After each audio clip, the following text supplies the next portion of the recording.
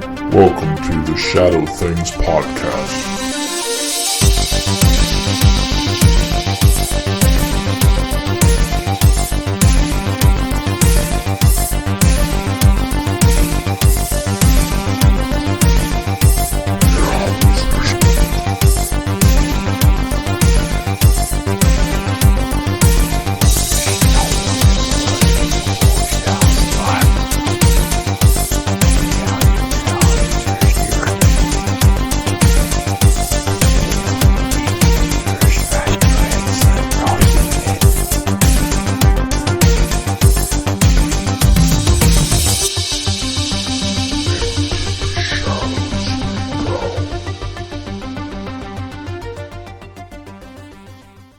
So we're back.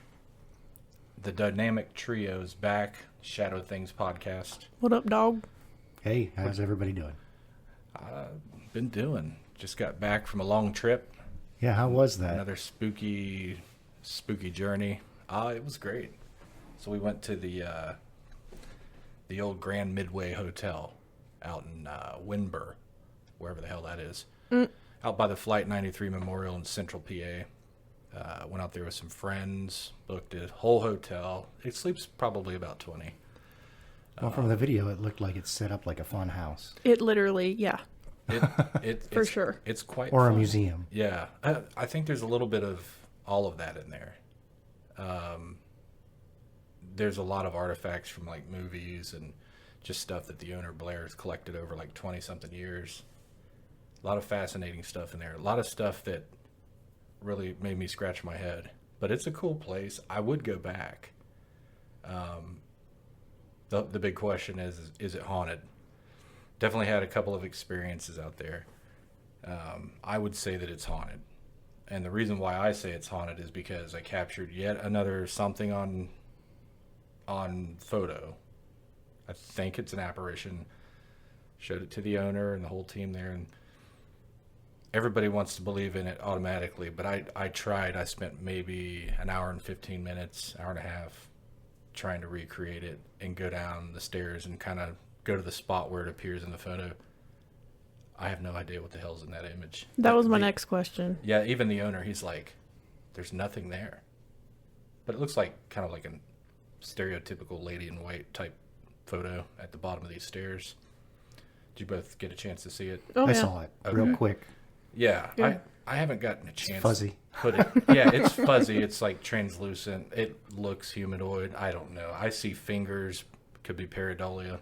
I'll have to look at it again a little more in depth, but it was pretty cool. Yeah. That was my first question, though. Like, did we take a second to, like, look at the bottom of the stairs with our eyes and, you know, look at the surroundings and Yeah, the for sure. possibilities? All So these photos you keep capturing, people are going to start thinking you're a hoaxer. yeah, Yeah. I might be. You know, I got to have new shoes. You know, Bro. that was the Bro first shirts. Bro shirts. That's the bro shirts. Bro shirts for sure. It was the first photo I took that night. I didn't even. I just wanted to get a cool shot of the hallway, and I was like, "What the hell's that?"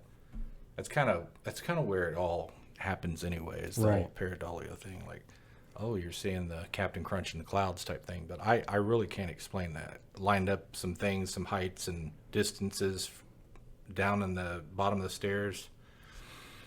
I kind of I told everybody too. I was like, I'm gonna go debunk this photo because there's no way there's like an actual sheeted woman floating around down the stairs. And I debunked myself.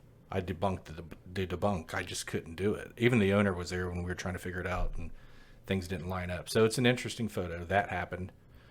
There's a room on the second floor that's supposedly the most haunted room. It's called the Canopy Room. And it's kind of not the most visually scary looking room. I mean, it's got a giant nun doll in it. It's got like the Linda Blair doll in the corner, and it's a canopy bed. Oh, okay. It's cool looking, not the scariest thing, but a lot of people have their experiences in there, and it's just another room to me. So Mandy walks in there and just, she's like, first thing she said, she goes, that's the most foul thing I've ever smelled, and just all of a sudden, she's going at it all over the floor. She's running down the hall. Her dinner's trailing behind her. I'm like, getting the clean up stuff, and what kind of freaked me out, she starts crying Oh no. because it wasn't a normal thing to her to feel that way. She said she could feel it like an emotion inside of her once she smelled that, like it was something wasn't right in the room. And first thing I thought of was some kind of a psychological thing. She knows what the room's about, but she's never done that before. She doesn't Ever. seem to ever be bothered by anything like that. Something triggered her. Something triggered her. It could have been the environment, but she was the only one that smelled anything. That was my other question was she with anybody? Because I could have swore somebody said that she was with maybe one of our friends or something. She went into the room and they both had smelled it. But Yeah, there was, I think there were about 4 people in the hallway, and then 2 in the room, and then Mandy stepped in. So there was a bunch of us in the area, but she's the only one that had something happen.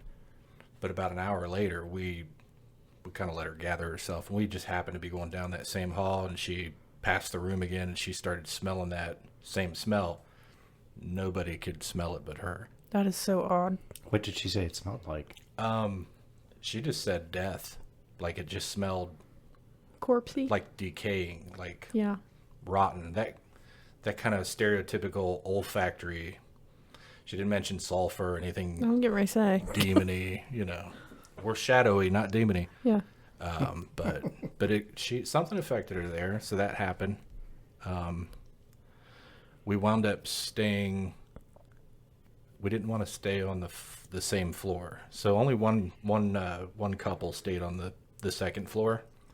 Everybody else stayed on the third floor.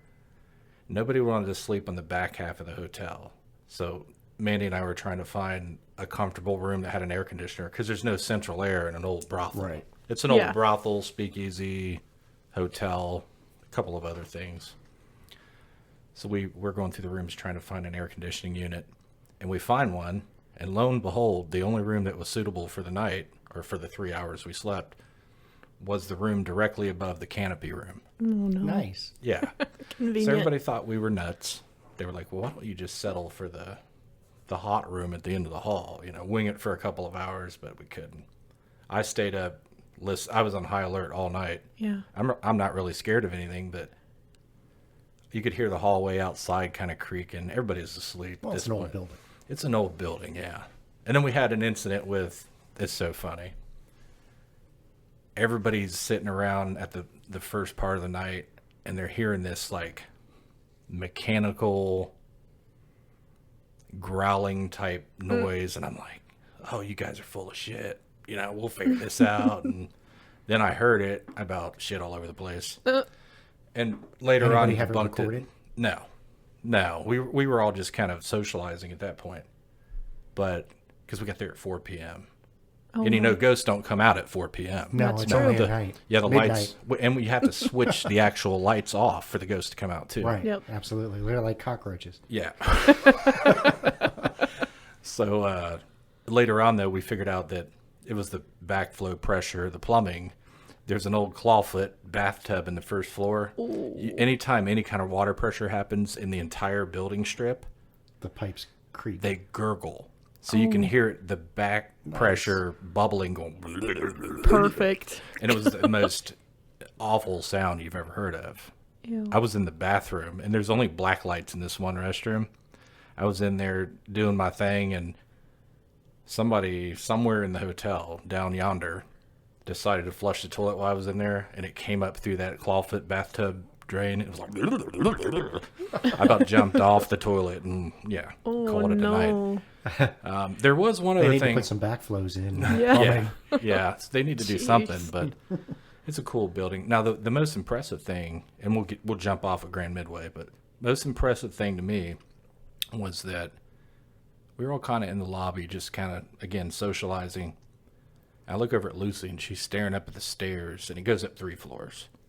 She's staring up there, and she's talking. I'm like, what is she fucking doing now? Mm-hmm. So I go over, she goes, he's responding to me up there. And I'm like, psh, okay, let me go see what's going on. And she's like, you can hear him talking back. And she says something up the stairs. I can't remember what it was. And I'm looking up the stairs like, okay, Lucy. And it was Lucy. Yeah. And all of a sudden, I heard a male voice come from the top of the stairs down. There were 2 other men there besides me. One of them was off to my left, sitting in a chair within eyeshot. Pretty distinct voice, Lucy's husband. The other male was another guest that we had. He was in the bar area right around the corner. I could peek my head this way and see him.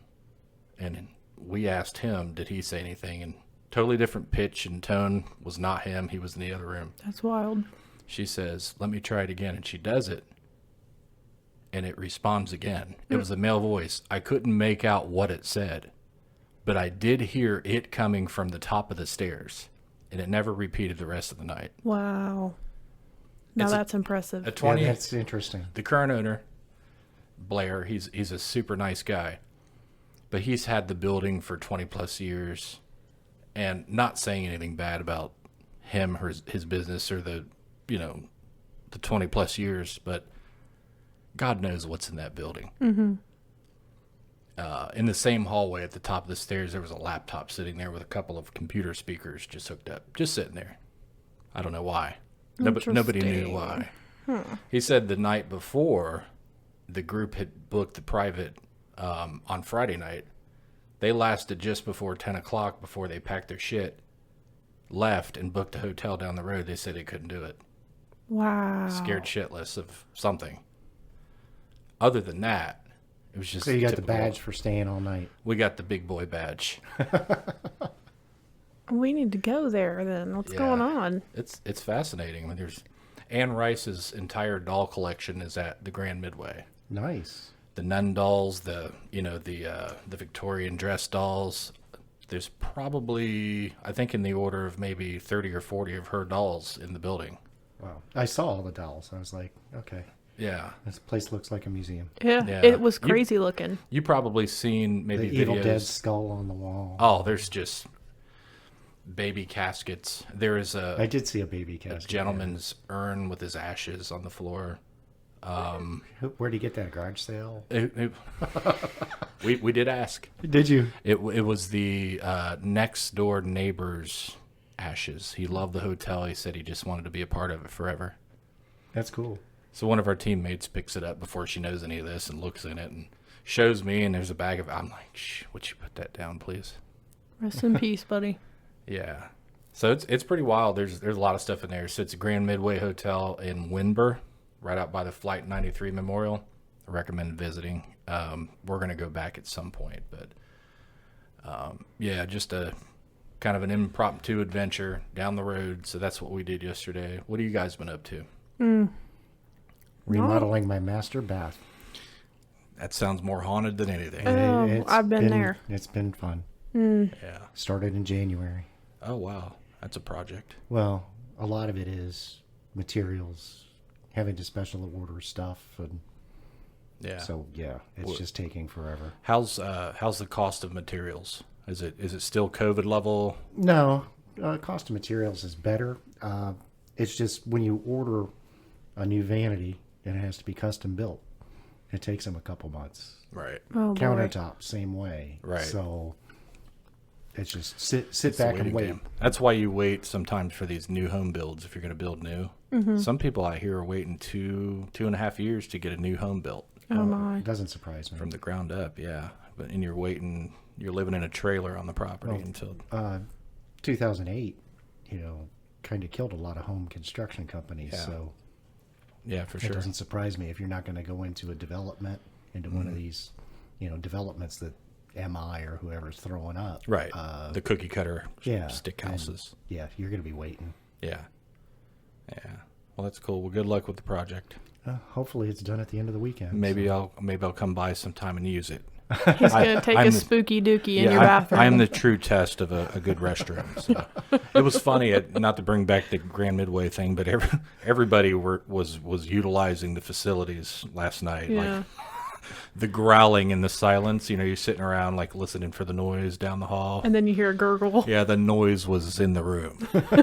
All of us. It was just crazy, but yeah, That is incredible. it's a cool place. And then few weeks ago, I did Indiana State Sanatorium. We did ISS Con. That was pretty fun. Billy Creek Village.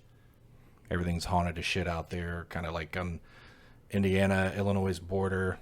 A couple cool places I can check off the old list. We'll get a couple of other things coming up. Going to Monroe House, Indiana as well. And then we have Whispers Estate again. And then next March, Madison Seminary. We got Beale Manor in November. Got Beale Manor November 2nd. Couple of cool things, and trying to plan out some other things for the back half of the year, but trying to save some money. Yeah. So we can get the Project Dark location sealed. We're still trying to piece that all together, but You found an actual one? no. Oh, okay. No, we're being very selective about the right situation. It's not so much even about price, but it's got to have a foundation to it. It's got to have a story, or at least an origin of a story to start. Mm-hmm. Which the topic today of egregores kind of feeds into that whole Project Dark thing. I mean, yeah. Part of the deal, and this is more for the Project Dark page, but part of the deal for Mandy and I, we want to see what we can, what warm and cold fronts we can collide together to start up a different atmosphere within a facility. Mm-hmm. So that's kind of part of the Project Dark premise. Which, when you talk about egregores, and somebody's getting ready to school me here in a minute, when you talk about egregores, is it not a manifestation of different things that develop into something within a location? So what is an egregore? Well, I mean, you got to stop and think. The concept of egregore has been around, I don't know, probably as long as religion. Popular culture and sci-fi or fantasy stories talk about things like the old Greek gods. Well, we don't worship them anymore. They don't have any power anymore. Mm-hmm. Well, back in the day when people did worship them, they were all these powerful gods. And so, I mean, I think that baseline within at least our cultural context, the egregore idea is already it's just fundamentally part of our underlying cultural conscience. Mm-hmm. So I mean, you look at the idea of, okay, we're adding energy to a particular thing and making it manifest. Is that not what all your occult religions talk about? Casting spells. That's what you're doing. Christianity, they pray for certain outcomes, and it's the same thing. It's like a feeding. Right. We're feeding a concept and an idea. So if enough people do it and lend enough psychic mental strength to something, does it manifest? Mm. Intentionally and unintentionally, correct? Well, absolutely. Is the idea, yeah. We had somebody we used to ghost hunt with who was a high priest. Mm-hmm. And back in the late 90s, early 2000s, he and a group of people actually did a kind of manifestation experiment where they all set a time every day where they would send out into the universe a certain intent, mm-hmm. and then wait to see if there were results. Oh, I'm gonna bring up something based on that here in just a bit.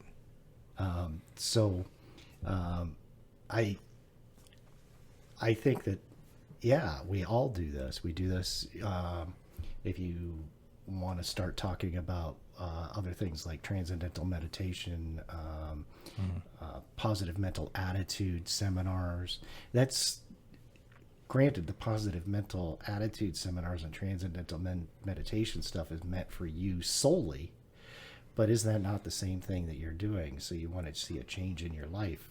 So you start doing certain positive things, reinforcing certain positive things within your life to make an outcome come out in your life. It's the same thing. We're just not talking about manifesting some spiritual entities. Mm-hmm. Right.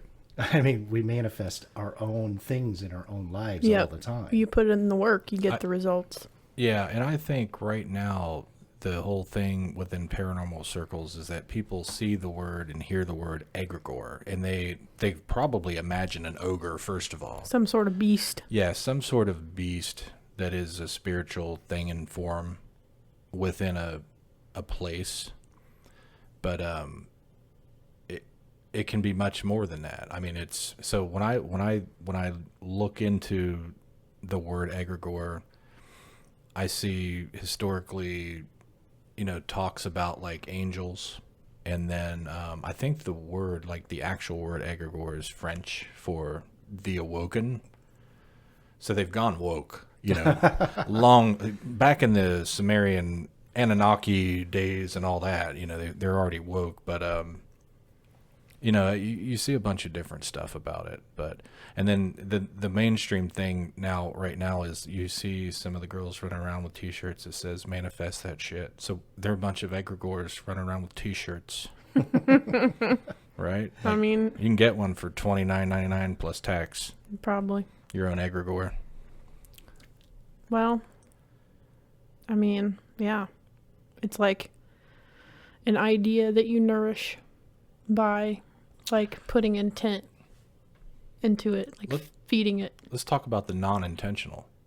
Yeah, that's So- a good point too. So Whisper's Estate comes to mind. Mm-hmm. As does Project Dark's Future, but Whisper's Estate, you got a bunch of yahoos running around just wanting the thrill experience. They got the Ouija boards and the planchettes just flying and flailing around, and they don't close out the sessions. Or if you don't even believe in that, they just don't know what they're doing. And then you get, if it works, you're using that conjuring tool to bring in something and it stays there, and if you believe in that, is the conglomeration of those different entities in one place become one idea or energy or thing? Does it manifest into one, or is it just a bunch of egregores, plural? Or am I way off left field? That's an absolute question. I mean, somebody uses the Ouija board, they want to contact their Aunt Sally. Somebody else comes in, wants to contact their Uncle Bert. I have an Aunt Sally. You do. I forgot. Sorry, Aunt Sally, if you're listening. She'll probably see this. But, well, I have an Aunt Sally too. So We all have yeah, Sallys. it's just pulling a name out of the hat. You know? Yeah. So, yes, I mean, but you don't know when you're messing with the Ouija board if you're actually reaching out and reaching that person. Granted, I'm still skeptical on Ouija boards, but at the same time, I've had some weird things happen with Ouija boards. Oh, have you? So I like this. I'm still skeptical. I always try to maintain some level of skepticism about anything and everything that happens.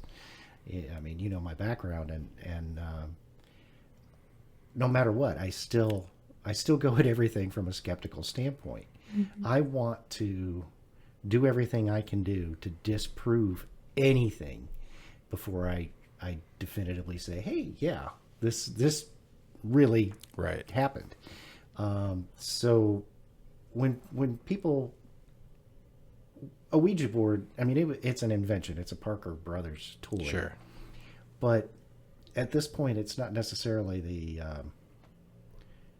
the fact that it was a toy that was made in the late 1800s, early 1900s. At this point, we're 100 years down the road, and Right. people have used this with an intent for certain things. That's true. And no matter what, I mean, even our legal system operates off intent. What is the intent of whatever somebody is doing? So, you mentioned your Project Dark and, non-intent. Could we accidentally do something? But as an owner, here's the it's thing. intentional. You're buying or planning to buy this place with an intent. Is the intent that, hey, yeah, the whole idea, the Project Dark idea of buying a place and seeing what you can manifest, there's your intent. I mean, you've already set that intent in motion. So, I mean, the question I have when it comes to the Egregore idea is, so do we have any kind of number?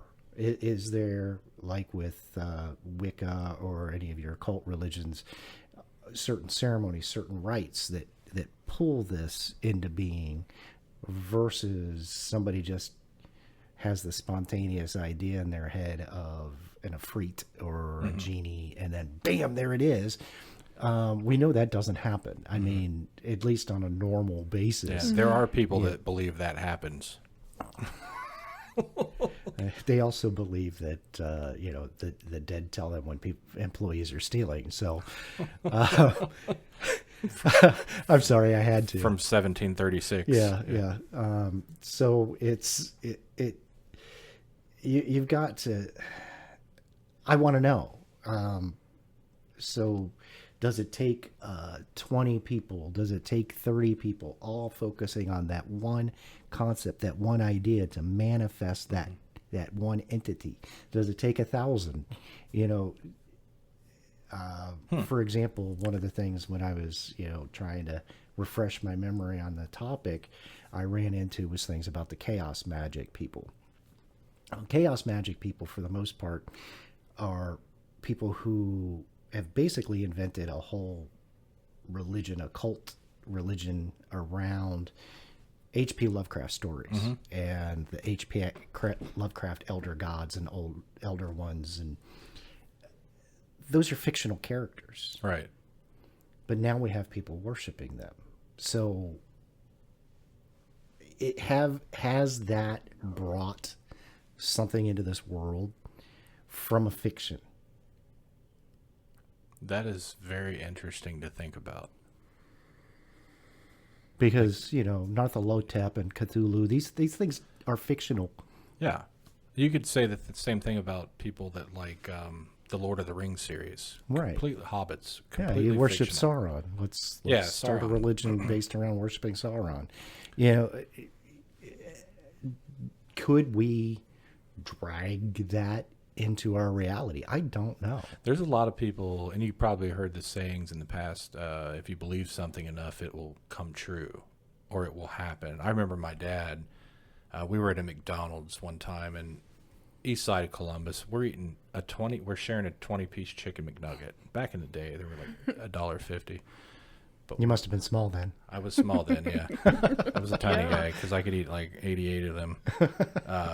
We're sharing a 20-piece nugget. Right. He tells me, he said, if you will another 20 McNuggets to appear on the table, he said, it may happen. And I think he didn't really mean that literally, but metaphorically, you're encouraging someone to, if you believe in something enough, that it could or will happen, if you go down that path. So the intentional part of the egregore, or the manifestation of an idea or whatever,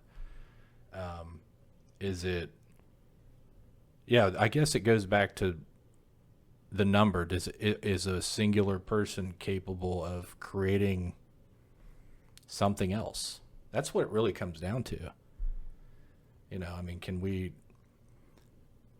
Well, how many times do people pray for someone that they know to have better health? So somebody that is sick and in a hospital, and you look at Facebook all the time, needing prayers for grandma. And then you've got randos in the comments like prayers, what I mean, which is fine, whatever. Well, but does that Right. work? Does that bring this change into the reality? Right. Does prayer work? That is a great... Well, and would you not say also it depends on what you're praying for? Because there's a lot of people out there that yes, okay, I want to pray for this, but at the same time, they don't want to go too far, and they say things like, if God wills it, and things like that. Well, okay, I want, Grandma Sarah to be better. Not Sally. This is Grandma, not Aunt. Oh, yeah. Oh, that's true. Grandma Sarah to get better, but only if God wills it. well, does that end up changing the outcome? Yeah, it'd be his choice. Right. If he wills it. And then why are you praying in the first place? Because God's going to do what God's going to do. Yeah, he's got his own prerogative. Yeah. Yeah, we can't know. So interesting. So I mentioned something a minute ago or a few minutes ago I'd come back to. So you were talking about something and it struck me that when we were at the haunted Hinsdale house in New York, a couple of buddies of mine went up there and we spent the night in the haunted Hinsdale house. It's in Hinsdale, New York, and cool place. I've only been there once. We spent more time outside the house than inside the house. Just our group. You know, a lot of people are in the house. You book the house to be in the house. Right. We had the intent of going there, and it's on a really nice piece of property in the middle of nowhere, and no light pollution in the sky. And with that being said, you know where I'm going. We had the intent of going out there and doing some UFO watching. And there are some stories where the property is a good place to watch, and there have been historically UFO sightings on the property. Well, I always take that with a grain of salt, even as someone who's seen a UFO in real life. Either that or I'm nuts, flat out. No. So we go there with the intention of doing, and on the surface, for me, it was the most wonky thing, and I've seen it done before, and I've known about it. The CE5 protocol, where you send messages out either by yourself or as a group. It could be done in a home or outside in the woods or on the beach. Doesn't matter. You get into a meditative state and you send positive messages out to the universe. And I mean the universe. And there's a whole app you can listen to the guy's voice. Can't remember. He's a doctor. I will put that link below to the video of him doing it. But you can get the podcast and follow the session and follow the instructions. So basically you're listening to his voice as you're doing this meditation. Is it like a hypnotism? Well, I mean, one could argue, I guess. So our group, we made it 15 minutes in, and we're all kind of like broing it up and trying to have fun out there. But the guys I was with, they really got into it. Shout out to Bravin, Caleb, and who else went with me? Morgan. So it was us four, and the three guys really getting into it. I'm kind of like, we're out in the middle of nowhere. There's bears and shit rolling around in the woods. We're seeing critter eyes in the tree line. So I'm probably the least involved in it, but I'm listening to it, peeking up at the sky. These other guys are just like kind of rocking, Getting hypnotized. I probably could have had them dancing in circles or something. But Clucking like chickens. The instruction for CE5 is that about 15 minutes in, you're inviting the extraterrestrials, call it what it is, down to your point on Earth to visit, to show us that you're there. And lo and behold, I opened my eyes. I would close my eyes and get into it and look around at the woods. I open my eyes and I just look up, and there is a light in the sky. And at first I'm like, satellite. Right. And it was off to, not that it matters, but it was off to like the southeast. And I watched it for a second or two before I said something to the other guys. And I watched it, and it did this like arcing zigzag where it went up and then down, and then it went straight over. And as I tapped to Morgan, I think he was beside me, and he snapped the other guys out of it. We all looked up, and we seen it get real bright, and then it dimmed, and then it got bright again, and then it just kind of coasted, and then it zipped off and disappeared. When you look at Starlink in the sky, you see a straight, not straight because of the the flat Earth, because It's straight because it's flat. Yeah, so. absolutely. So you see Starlink do its typical parade thing. of ISS, we all have seen ISS float by. For sure. Satellites, pretty typical. This thing didn't do that.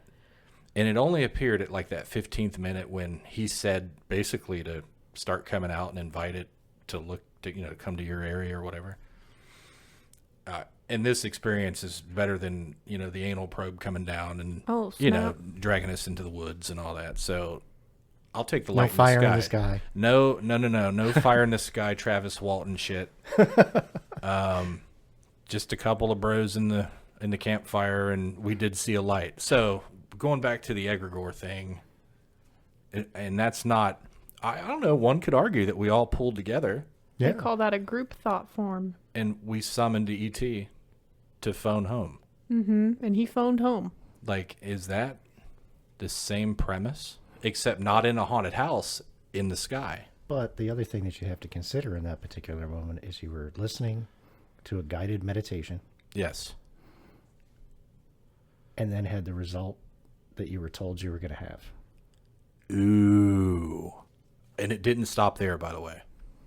Well, go on. Go if it on. didn't stop there. That kind of upsets me, actually. So we could have been duped. This guy, he charges for the subscription for the downloads. Yeah. It's only like $5, but hey, $5 times a million turnips that fell off the truck. That's a Remember- couple McChickens, first Remember, of all. I'm driving the truck, by the way. Yeah, I never thought of that. Were we hypnotized to see? Was it a suggestion for us to all actually see it? It absolutely, to me, your description of the meditation sounds like it was. Because he's saying at 15, he's saying, Yeah. open up your eyes now. And That's pretty much how it is. Yeah. And I did first. I seen it and they seen it. It was a collective experience. We all had a moment because those guys had never seen anything like that before. But I seen something much more fantastical. well, yeah, in my your opinion. actual, Yeah, like I was ready to get beamed up back in 2012 when I seen what That's crazy. happened. But we did see that light, but it didn't stop there. And then later on, we spent a couple of hours outside after that, and we seen a light in the woods. It was an orange light that was higher up in the tree line, off into the great abyss of the trees. And it just was there, like pretty much until we went inside. in the canopy. Yeah, we couldn't explain it. Well, I wouldn't be able to explain that either. It's certainly not ball lightning. Yeah, ball lightning. It definitely wasn't in movement or anything like that. It just sat there, and it was a different kind of orangey, I don't know. And we would hear these like crackling sounds in the atmosphere, and we thought it was static, lightning, and no flashing or anything like that. But it was no, there was flashing, but we did have some strange aerial phenomenon after we did this meditative conjuring of ET. So we thought of Well, her. I mean, right there, you're saying that you want to know, was this Egregore? Right. Because the four of you were working on this, trying to manifest something. But I'd say that because of the guided meditation, it's more than likely hypnosis. Okay. If we apply that same premise or the same theory that we were suggested to see that during the CE5 thing, if you take us at Whispers Estate, we're doing the Estes method in the parlor at Whispers, and when we have this experience with Austin, and he goes into, and you can roll back and listen to that stuff, not to rehash it all, but did we collectively make what happened to Austin happen by suggestion? But there really wasn't suggestion. For what the experience that he had, there wasn't a suggestion. Not really. I mean, You're just doing an Estes. So and I'm not, and I wasn't saying anything like super relative to the experience. all you were doing was reading words that you were hearing. that were just popping off, and it was And she was oblivious to what was going on outside of these headphones. Correct. And actually, So- they were part of them headphones. oh, But it's it's not the same thing. Yes, you're there ghost hunting or looking for, phenomenon. And he fully knew that.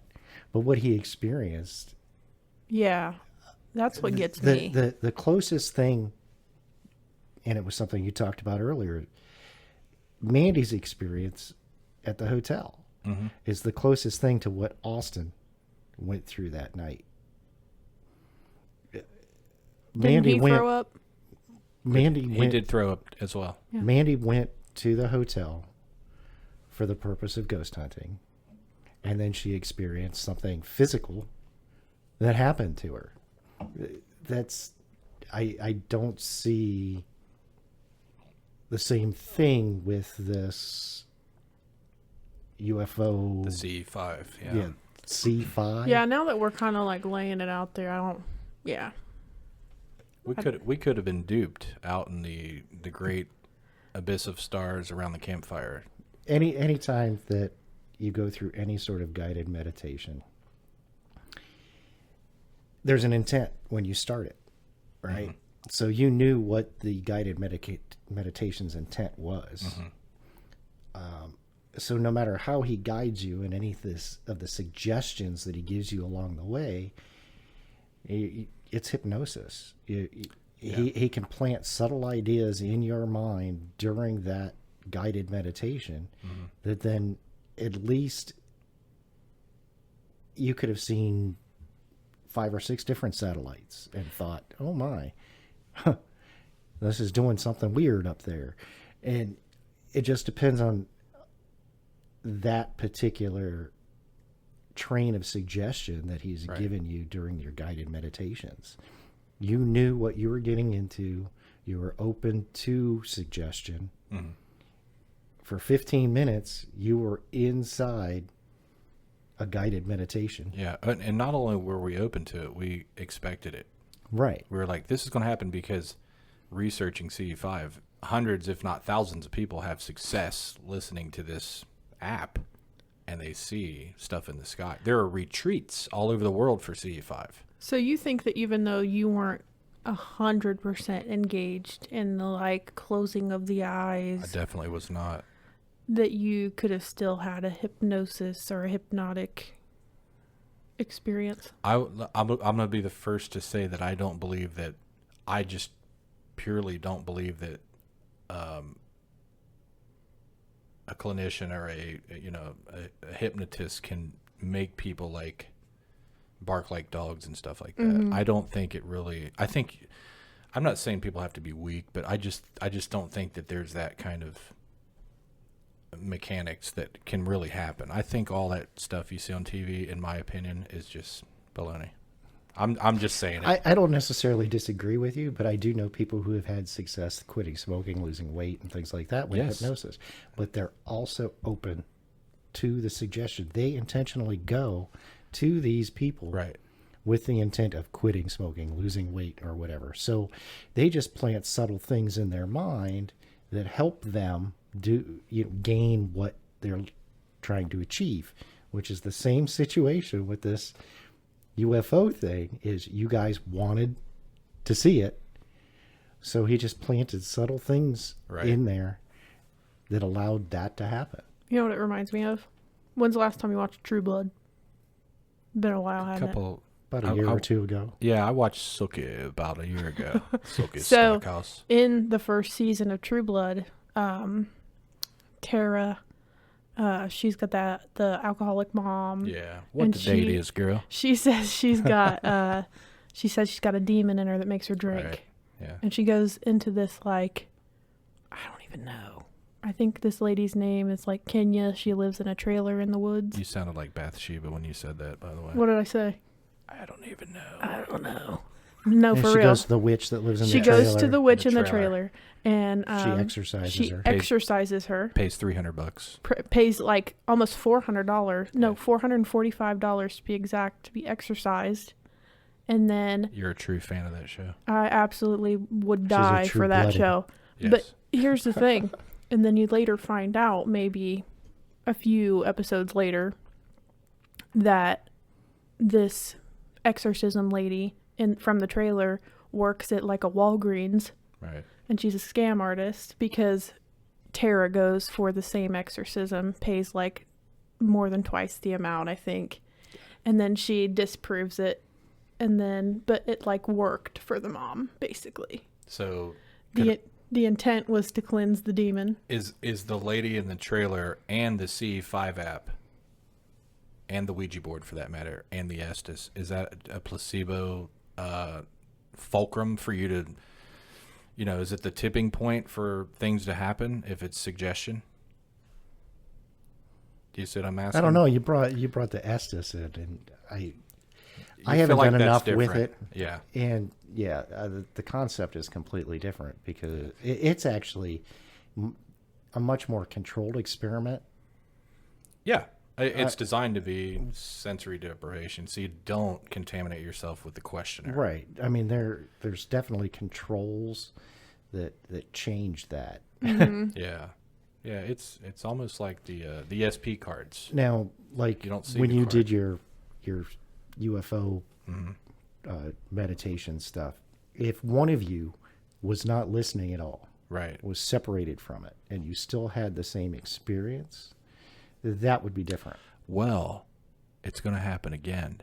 We're planning a trip to Egypt Valley to do it where, the story. Oh, yeah. If you go back about 3 or 4 episodes on the Shadow Things podcast, you'll hear about the Egypt Valley incident that happened in the early 80s. Not to us, but a friend of mine. But we plan on going out there and doing a little Scooby-Dooing in the night sky with the CE5 there. I think there's going to be someone sitting out and being the designated driver for. There needs to This be a experiment. control. It'll be me. Someone who I'm scared. isn't listening, they're Right. separated from it. And if they see and experience the same thing, then you've jumped over that hurdle. I haven't. You are down the same track. I think the best way to approach that is to drag someone along and tell them nothing about what we're doing. Correct. Oh. And have them just separate it out. You do your thing. They're not involved. They don't know Yeah. what you're doing. And so you get that proper control. Right. That way Yes. somebody like me comes along and says, well, you were all hypnotized. You bunch of bozos. And you can say, well, Joey wasn't hypnotized. Right. He wasn't listening. He wasn't part of it. We told him nothing about what we were doing. And he saw the same thing. Now we're getting somewhere. We're getting somewhere, but you're still going to have people like myself and you. They're going to try to figure out did it really happen? How did Yeah. that?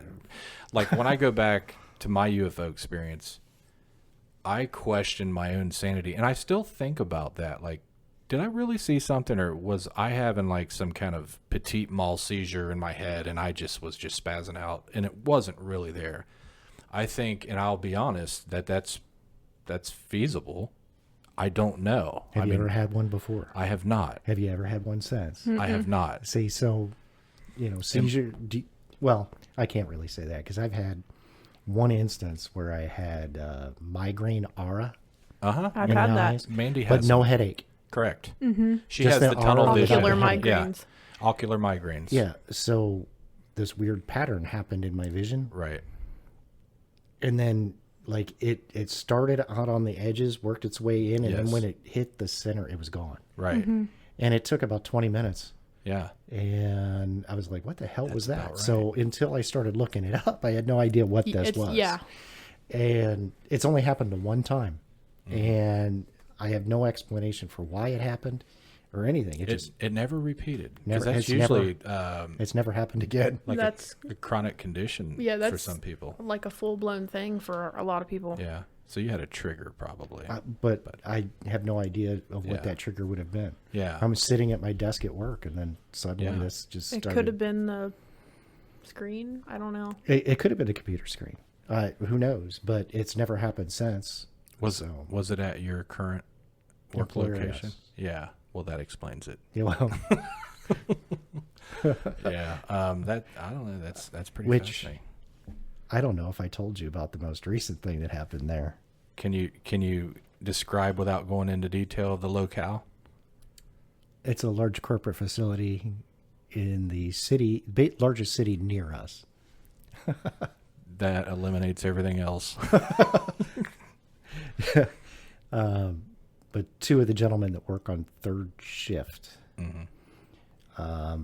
they were working in one of the wings of the building and saw a worker, had a high vis shirt on, Right. everything, walk past them walked down the hallway, and they went to go and find him and ask him what he was working on because nobody had reported in saying, hey, we're doing this overnight work, blah, blah, blah, blah.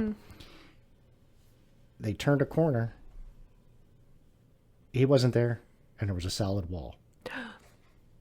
I just got the goosies real bad. Quack, quack. The funniest That's thing a about duck. it is that one of the guys was the newest guy that on their shift. Had not been told anything of any of the stories of anything in the building that had happened. Well, I came in that morning at 6, and he's like telling me about this. They said, Right. what wing were you in? So he told me the wing. I said, oh, yeah. That explains a lot. He goes, what are you talking about? So then I started telling him some of the stories over the years. Right. And he's like, so you think, I was like, yeah.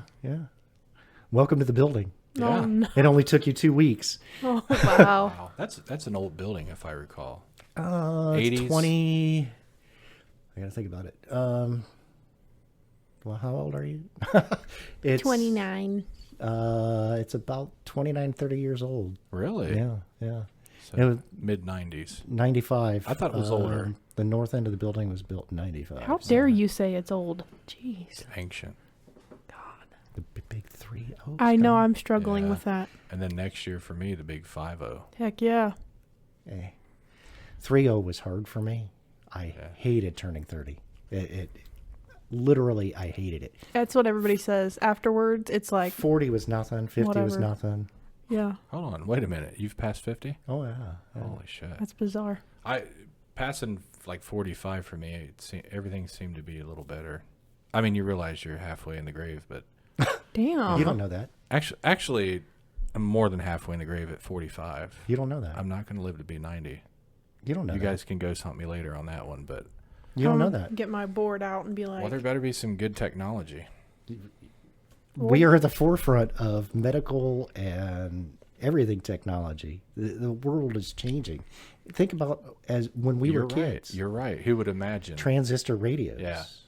Cassette tapes. Well- that was the new thing. 8 tracks and cassette tapes and look at where we are now. Yeah. Nobody even had CDs. You know how hard it is to find a CD Right. of music these days? No, you just buy it on your computer. Yeah. I mean, the world has changed so much just in our lifetimes. Yeah. You know, and that one of the things, you know, I say things like that, and then it reminds me, my grandfather's brother was born in 1896. Grandfather's brother. Is Yeah. he still living? No, Hold on. That was the dumbest question ever asked in he the was world born of in podcast. 18. He was born in 1896, Okay. and I he just what an is asshole. he still alive? Yeah. and he died. What's he doing this weekend? He died in 1989. Okay. Yeah, that's a good stretch. When he was a child, no one had cars. By the time he died, we had the space shuttle. That's wild. That guy lived a life. So you're saying there's a chance I'll live to 196? There's a chance within the next 20 years that medically we have immortality. That's giving me. I just got the willies again. See, that's a whole other Shadow Things. It certainly is. Because and we'll do this later. We're gonna put that on the list. It should be on the Would list. you want to live to? Would you want to be immortal without True Blood and Sookie? You know what I Sookie. mean? Like, I that's a wouldn't whole want to be question. decrepit at 1,000 years old Yeah, if I could like vampires. That's why everybody loves vampires. yeah, I mean, Because they just stay the same age. Yeah. yeah, forever. and they're all Forever young. All the characters are all hot and pretty. and, Always. you know. Well, because, you know, Anne Rice in her book says that, you know, when you turn, you become your perfect self. Right. Right. Heightened senses. There's a whole other topic. Well, is even vampires. beauty and everything, you true. become your perfect self. Yeah. Yeah, forever. Forever. Until you get a stake through the heart. Or walk into the sun. Well, yeah. Well, you could have a ring on that. Now, you let me know. tell you, in True Blood, they walk into the sun. They don't burst into flames. I think they just, like, get a headache or something. Well, in Twilight. Well, no, that was because of that Suki's blood, the fairy blood, She's made a it so they fairy, could walk in yeah. the sun. Spoiler alert, Right. she's a fairy. Well, I'm a fair, so if you put the Y on there Facts. or the IE, I might do good. But on Twilight, they sparkle and Yeah, shit. yeah. So I guess it depends on what fantasy. Whatever But in- rendition of vampires you believe in. And Anne Rice, like, I think it was probably half of the vampires she introduces you into in the stories. In one of the last books, they all walk out into the sun and blow up. Oh, Yeah. no. Oh, sorry, spoiler alert. Even those books have been She's- out for 40 years. Yeah, she was such a terrific author, and everything she did was well done. Which this can go back to, our main topic, because, there are supposedly in Dayton a huge vampire cult. Thanks for reeling it back into the topic. Yeah. Usually know I do what? that, but you did it. I remember a long time ago, we That's true. talked about, like, people really live as vampires. I bought a book in but they Salem aren't. on real vampires, but when I open the pages up, and it's done by a guy I used to know. There's who still came people to one of pretending our- to be vampires. Yeah, a guy named Konstantinos, an occultist, esoteric author.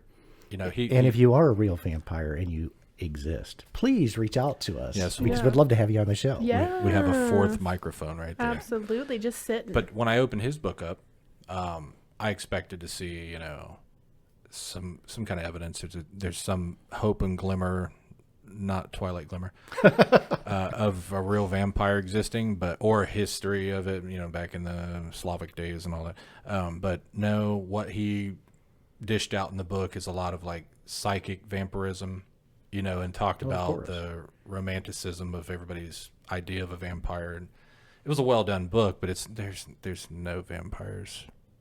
no. That we know of. Not even like in the New Orleans, whatever they Well, call there are people, and there's several chapters devoted to people that get the blood donations and drink blood. They don't. People who are literally pretending to be live vampires. as yeah. Yeah, they're cosplaying as Right. vampires. Damn. But No, they're just like the kids in the elementary schools now that need a litter box in the bathroom. Oh shit. is that real? Is That's that a thing. that there's litter boxes in Yeah. bathrooms? Yeah. Because they're a cat, they're not a person. Meow. So these people just happen to, be less insane and think they're vampires. I'm getting ready to look this up on the shadow things. That's a whole other topic, by the way. That's very shadowy. So, The shadowiest thing ever. yeah. So There's people out there that view themselves as handicapped, and they've had parts of their bodies cut off, legs and stuff, so that they, because they identified as a paraplegic.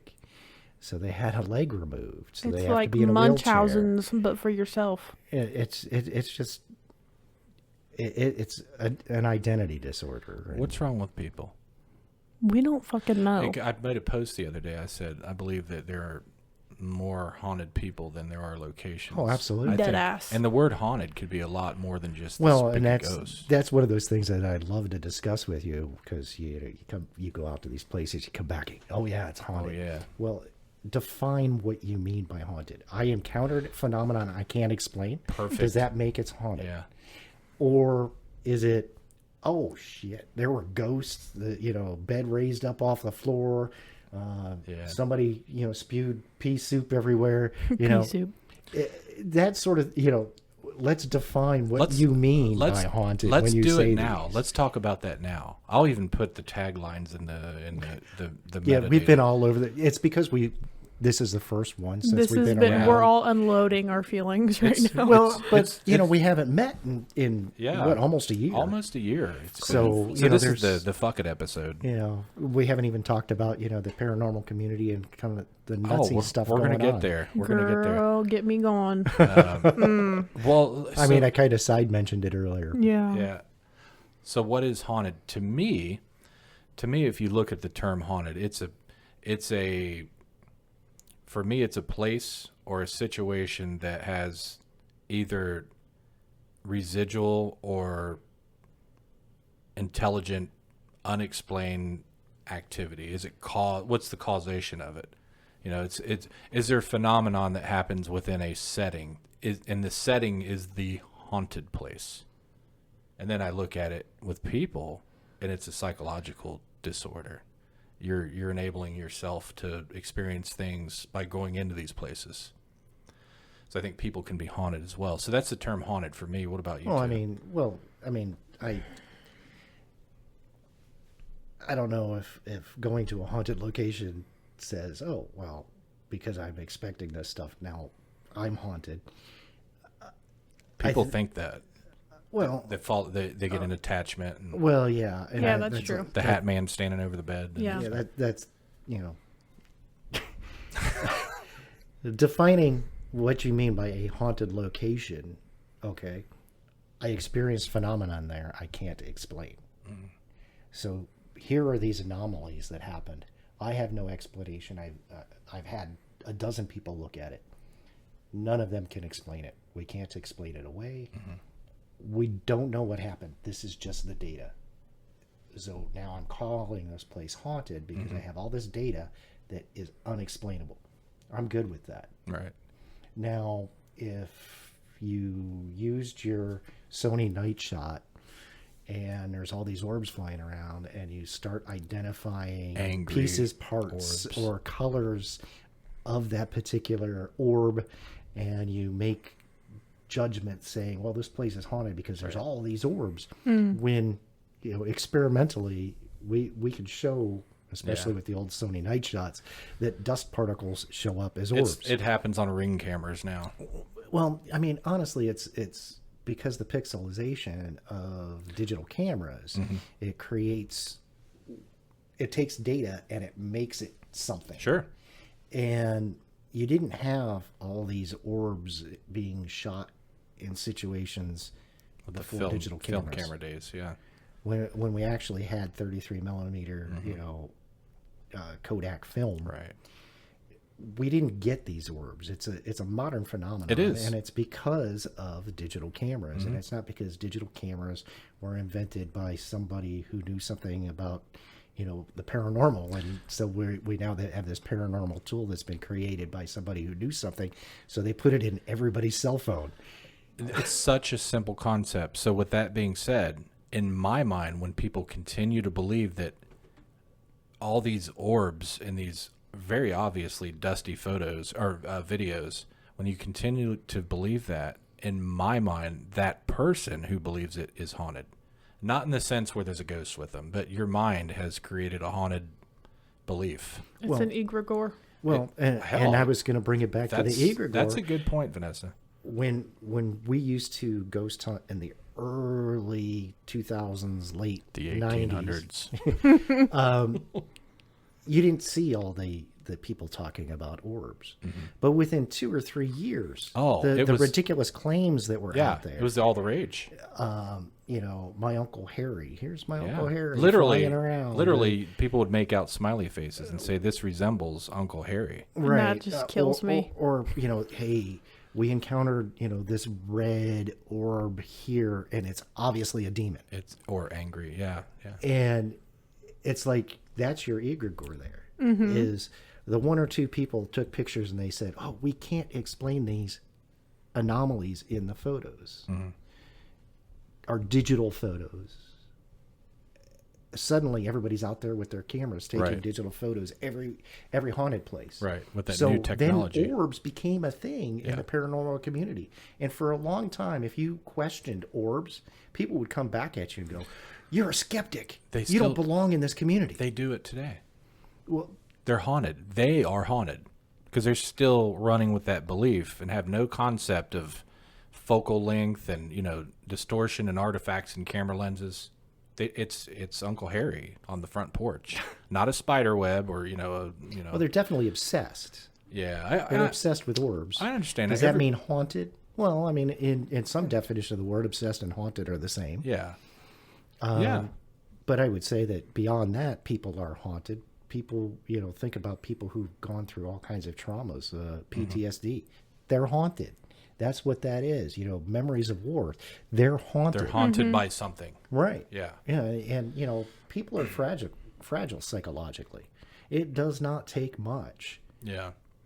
If you go back into like classical Harry Price, classic parapsychology hauntings, when they talk about it in books, they talk about a place being haunted, air quotes, for a period of time, or it could be 2 days or 200 years, where something happens in a place. And I think a lot of people, I think 98% of people listening to this right now would be like, did you see something? Did you see an orb? No, Oh, I knew that picture, and then I saw that one, and I'm like, that's not the same picture. I is it? had to do a double take too when I came in. I think they're so cool. wait a second. No, Okay. they're sisters. It's fine. Yeah, that's Sally and that's Sarah. Always Sally. Yeah. Always. But what the hell were we talking about? You know what? Haunted people. Haunted people. Yeah. People are definitely haunted, but I think 98% of people believe that the word haunted means a place where ghostly activity happens that they can't explain. Well, and that's why I wanted to get this definition out there, because I don't think that you definitely are saying you're going to see a ghost if you go to this place that I say is haunted. Right. No, absolutely not. It's a You're conditional saying thing. This place has had phenomenon I can't explain. Right. And that's what you're saying. Right. And I would only say that personally if I experienced it. I can't so I have this list on Facebook of 188 some odd places, and not all of them I've been to, but a lot of them I have. And There's like 4 that you are like, yep. I put some check marks on some of them where no, it's not haunted, and it's the most haunted place ever for other people. And I've had people reach out to me and say, "Are you nuts?" Like that is the poltergeist equivalent of haunted. Like it's chairs bouncing around. Winchester House is a great example of that. It's not haunted. I've never been there. So in all fairness, I can't say. I absolutely do not believe it's haunted. I think that the issues there, the things that people experience there, are because the weirdness of the way that the place has been built. It's Right. an Egregore. We have that at Fairfield. It creates a psychological thing where your brain doesn't know how to process certain things, because Right. you've got 90% of the stairs are only like 2 inches up, because Sarah Winchester had arthritis and she couldn't lift her legs high enough. So they built the stairs shallower. And it's like, Right. and it has to be that way. It messes with people's perception. because it's And- not what they normally. Right. We all live in houses where the risers on our stairways are 6.5 inches, and it's because it's a standard so that people don't trip, and Right. And we corners make are square. everything exactly the same Right. now, so that you're used to it, and you can walk down the stairs at night without lights on and have a reasonable expectation that you're not going to fall to your death. Where, if suddenly you encountered a step that was 8 inches, you'd probably fall, Yeah. because you wouldn't be expecting it to be that far, and then your legs would give out and you'd fall down the stairs and die and haunt the place. Haunt. So, I think that there are places that people focus in on. And Winchester House is a great example, because we have that cultural consciousness, because the reason that she supposedly built the place, that people immediately assume the place is haunted. It was haunted for her, Right. but she was the one that had the Winchester family curse. Right. After she passed away, the ghost should have left. And if they didn't, okay.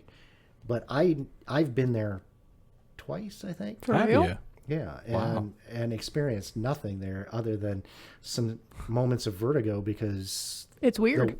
I love it that you've been there. Like I've Yeah. never known a person to actually go there. Yeah, I just got back from Key West too, but I didn't go look at that. Did you doll. go look at Robert? What No. the hell? I'm not getting within 100 yards of that thing. No. Hold on. he's So cool. Hold on. Wait a minute. Why? Wait a minute here. Why? Are we on? Why chance something? Really? Yeah, I love yeah, this I conversation. I want nothing to do with.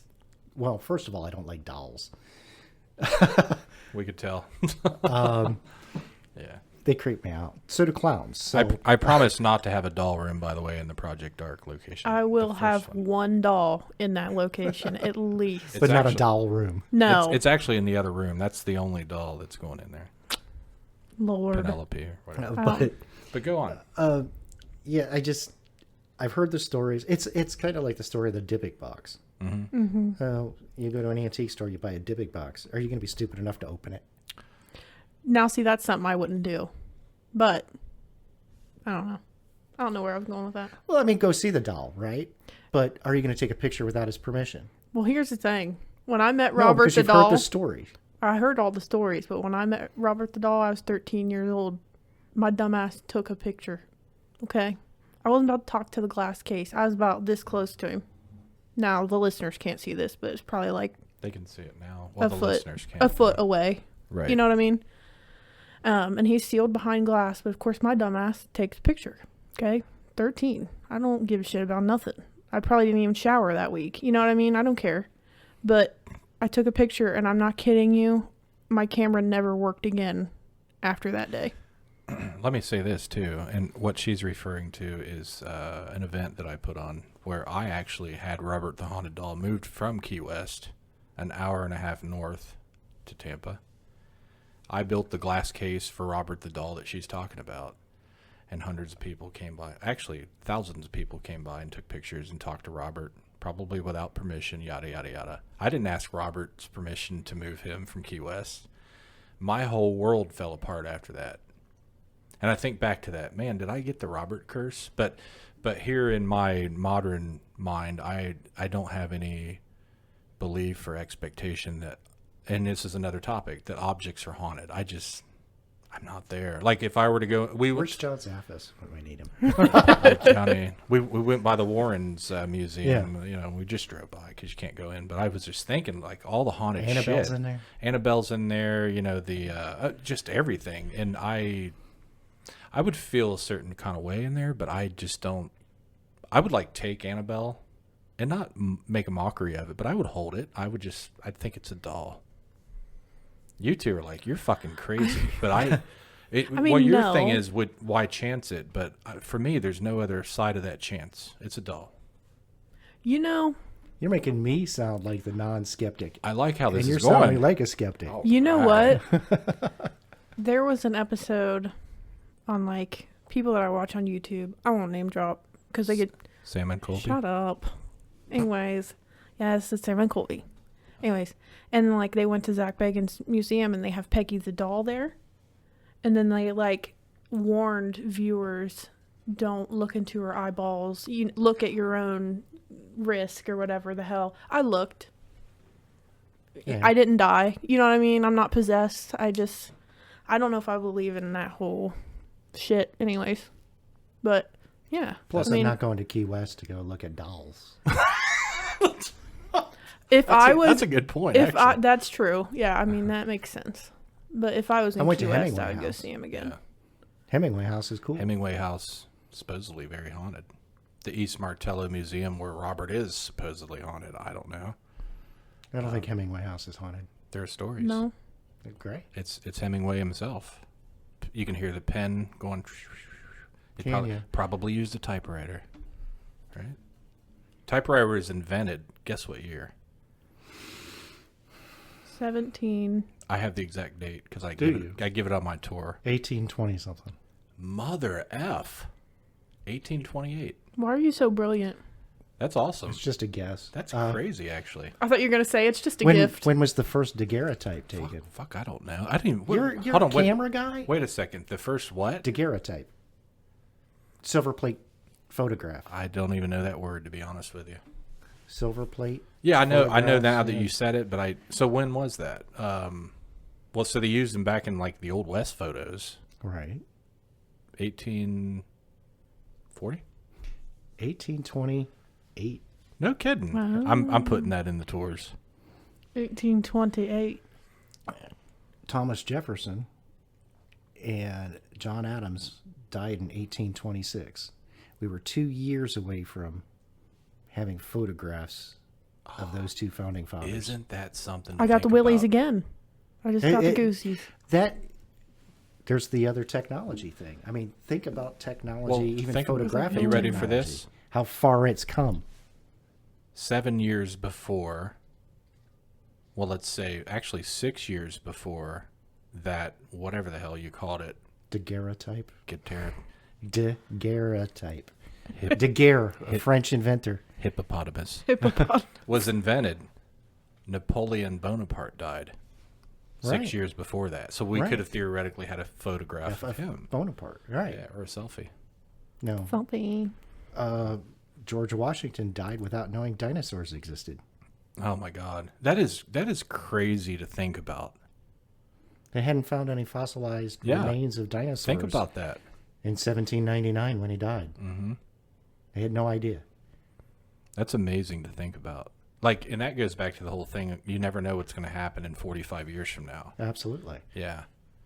So there is a chance. So you're saying there's a chance? I'll live to 396 now, or beyond. But yeah, it's really fascinating. The Democratic Party was formed in you got the blinking eye, in 1828 as well. There's a lot of shit going on in 1828. It was a busy time. Yeah. Yeah. I'd know that because that's when the Fairfield County Infirmary was first built. So, Speaking of, yeah. What is haunted to me? Everything. You know what? Sam and Colby videos. No, it's not. I don't know. I've changed. You would be thoroughly surprised. My outlook has changed. Well, what is haunted? Well, that's not something I can really define into one. Well, why in the hell did you just bring it up? Because I got to share. You said FCI. I got to share. Oh, yeah. What the hell happened? Go ahead. When I go into a location, I'm not like, oh, it's haunted because people say it is, and all these unexplainable stories and shit. No. Now, did I believe that it was haunted before this happened? And it's such an insignificant, like, it's just such a stupid thing that happened. But I'll tell you about it. Orb. No, I didn't. That would be insignificant. But it's like just a common thing that happens, but I don't ever have these things happen that often. So it's very exciting. Like at Whispers when the door opened, I about shit down my leg. I was so excited. Scared or excited? That's a good question. I was not scared at all. I didn't feel a bit of fear, but I feel like if I was up in the room when it happened, we saw it, like we had cameras. I'm talking the whole place was right. Being watched from a monitor downstairs, and patients started popping off, and I was standing right over her shoulder watching the screen, and I froze because I was so excited. The door just it did. Crick, like you could hear the knob, and then it just, like they always say, like the stories say, it really happened. I watched it, and then it happened again later that night. Yeah, we thoroughly tried to debunk the door. Took a look at the threshold, the door lock mechanisms, and we've talked about it before, but we're going to go back here shortly, and I'm going to focus a lot of time on the door. Take a level with you. We're taking a laser level, and we're gonna do different things without marking the door, but 3 different cameras, close up, far away, sound, laser levels. We're gonna really dig into it. The door is opening somehow. But it takes stuff like that for me. Fairfield County Infirmary. Last flashlight tour. It was closed down. Right. I was with Patience and Olivia doing the after hours walk, making sure there's no like lingering, like, oh, I'm going to hide and stay a spooky night in the... Shout out to Patience and Olivia. What up?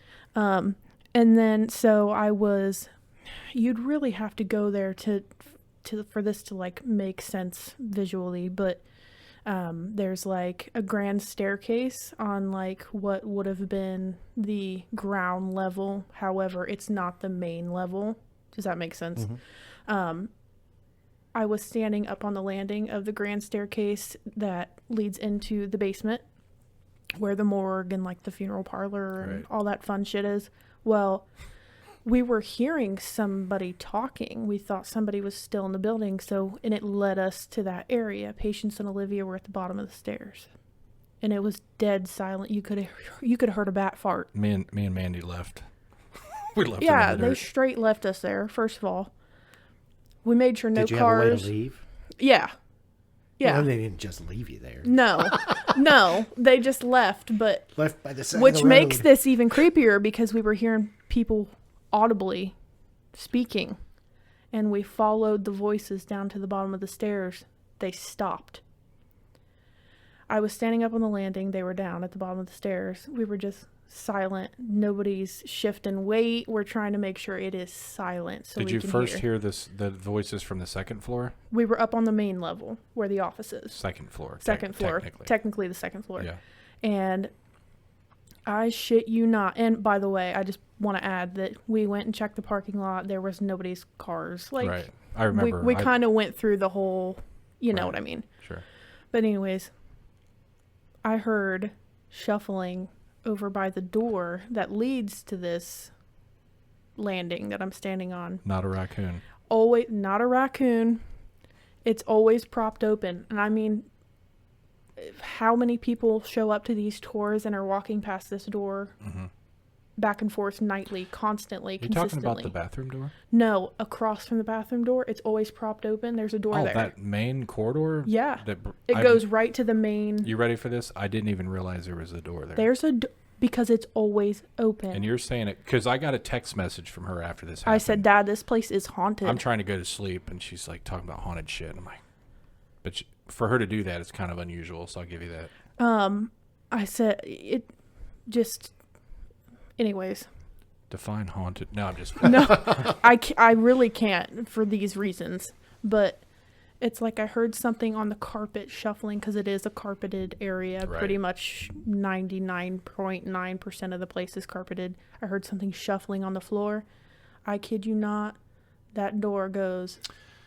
For why? I will tell you that the shuffling could have been something that was holding the door, like a door stopper, that just you heard it scooting out of the way against the carpet.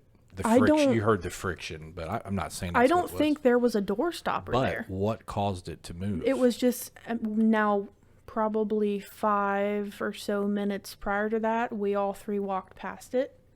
But people have walked past it for 6 hours prior to that consistently. the same night before the guests arrived. Me and Mandy were there cleaning up and setting up some equipment and stuff. We were on the 3rd floor. We were down by the jail cell, which is the 1868 portion of the building, the newer portion, the women's side. And probably, I don't know if you had to talk in linear feet, probably 50 to 60 feet down the hall and around the corner in another wing, we heard a door slam. And it was plain as day. It was very loud. I'd never heard it before. But it was a door that was propped open because if you didn't prop it open, it would swing shut automatically. But we had walked through there, I don't know, 10 minutes before that, just walking through the rooms. Maybe the floorboards, we gave Air it, we pressure. encouraged That's- it. Thought about air pressure, that you're looking at 40,000 square feet of space basically, and all open areas. I don't know about the air pressure, but I think us walking through there 10 minutes before maybe encouraged that door stopper to do Loosen what it up. did, and we heard it happen later, the effect of it. So that could be what happened. That's with the you. only thing I've got. Because other than that, like, I was dumbfounded. I flew down the stairs. Like, Yeah. it closed, latched. I was like, gone. I was like, Patience, that door just shut. And she didn't, I don't think she like grasped what I said until we were walking up to leave. And we got to that landing and she goes, oh, this door shut? Wait a minute. She seen the door after the fact? Yeah, she didn't realize what door I was talking about. Okay. Neither of them, because they were both still down there in like high alert. Right. But I had just heard something like over here. Did they hear the voices as well? Yeah. I didn't know We were walking out of the office area, putting all the stuff away. And, yeah, we were like doing the rounds or whatever. And we got to that corridor right outside the front office, or the back office technically. And, it sounded like somebody was like having a session. Like guests were still in there having a session somewhere. Wow. And we stopped and Olivia's like, I still hear it.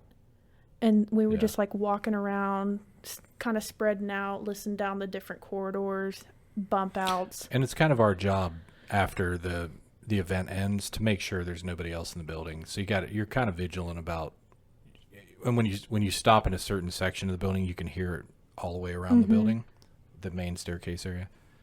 So you're vigilant. So I could see where you would pick up on a voice very quickly. Very quickly. If somebody physically actually was in the Which building. brought us to like, okay, I'm going to go step further into this hallway. Olivia went to the bump out.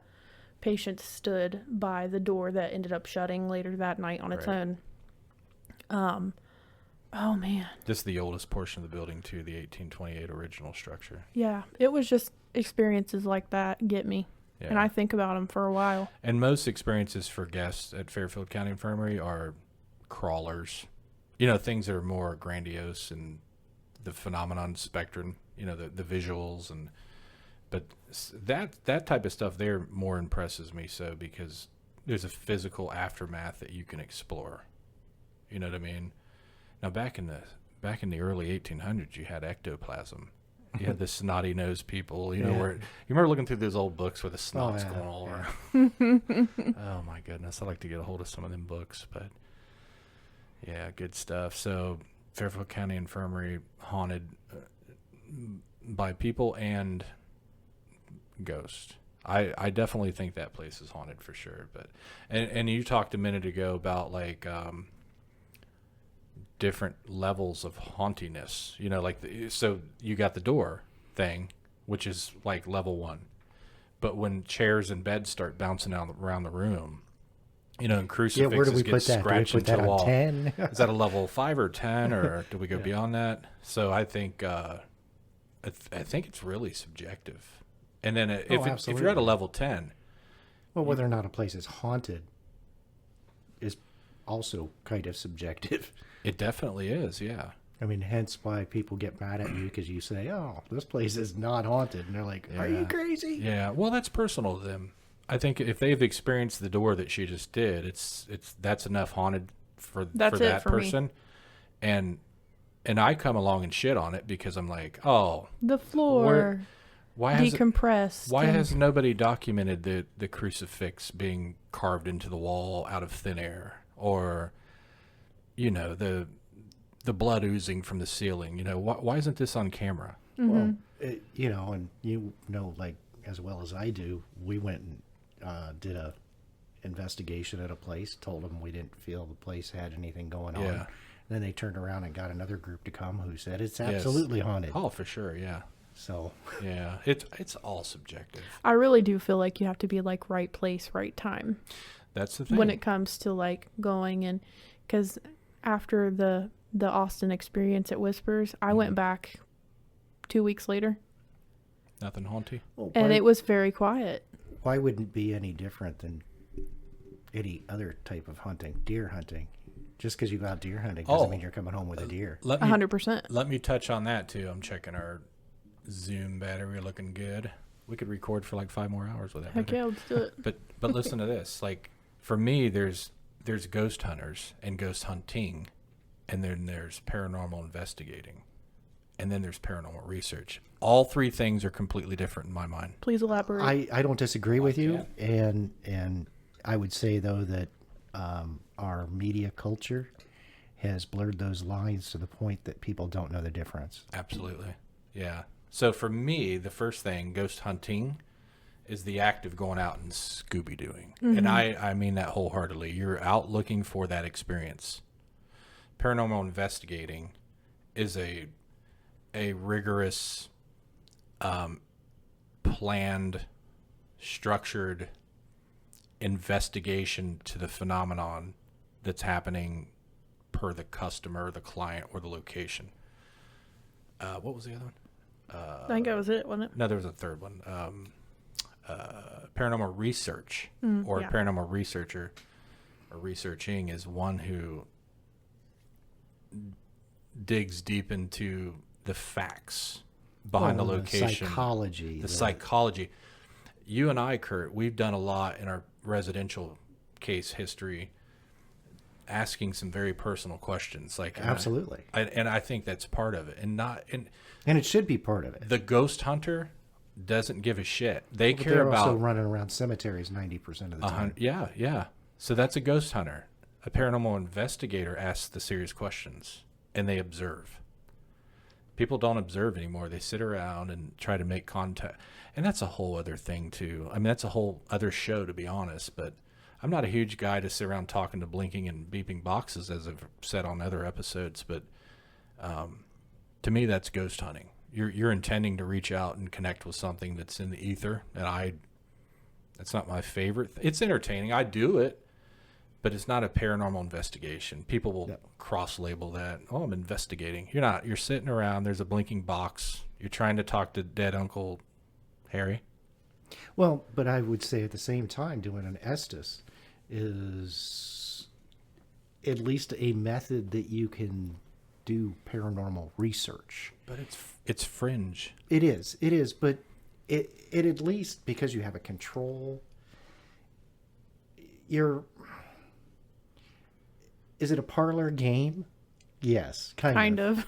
But there's But some at the same science behind time- that. Yeah. There's- But at the same time, I mean, you're using technology, and the person who has the headset on is not aware of what's going on around them. Right.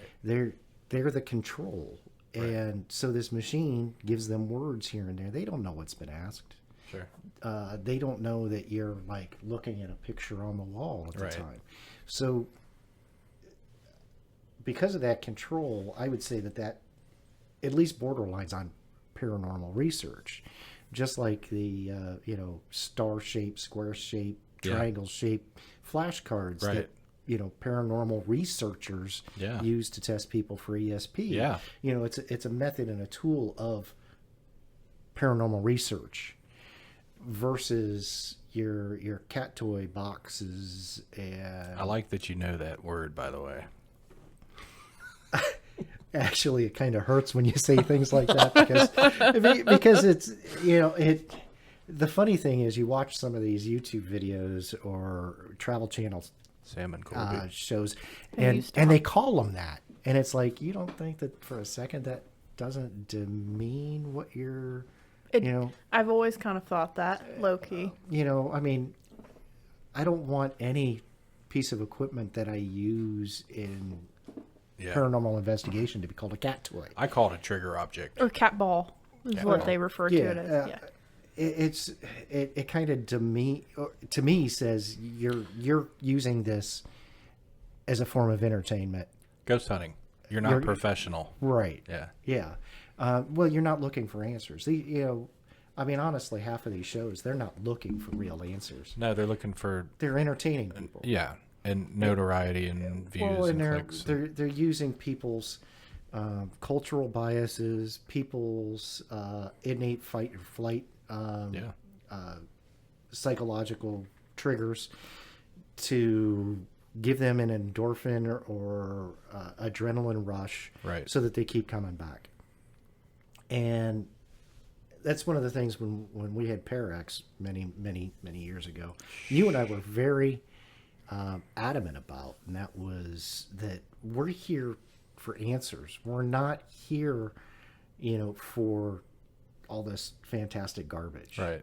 The scare, the fright. Even Yeah. though we had people who were with us that Yeah. that's what they were there for. We actually had this thing called case managers yeah. that we ooh, took it seriously. Like not cat not cat that. balls. We had case managers, and Yeah. we wanted to get to the root of the problem. We would oftentimes go into a place and say, "Your alarm clock is too close to your head at night, and that's why you're having these bizarre, nightmares." these bizarre experiences Right. while you sleep. And the EMFs are cooking your brain. You're going to see the Hat Man in the doorway. Right. I mean, that's the best explanation. Well, I mean, the one that particular gentleman had Yeah. had a lot of electronics yeah, around him while he slept. Wow. Electric blankets. I mean, people use them to warm themselves, Right. but you're creating a big Faraday Yep. field around yourself while you sleep. Yeah. You're going to experience some weirdness. Your brain operates off electricity. Yeah. I think all that died back in our day, Curt, and everything's just fucking haunted right now. Well, that's because It's like, well, that's because you can make money. These people make boatloads of money. yeah,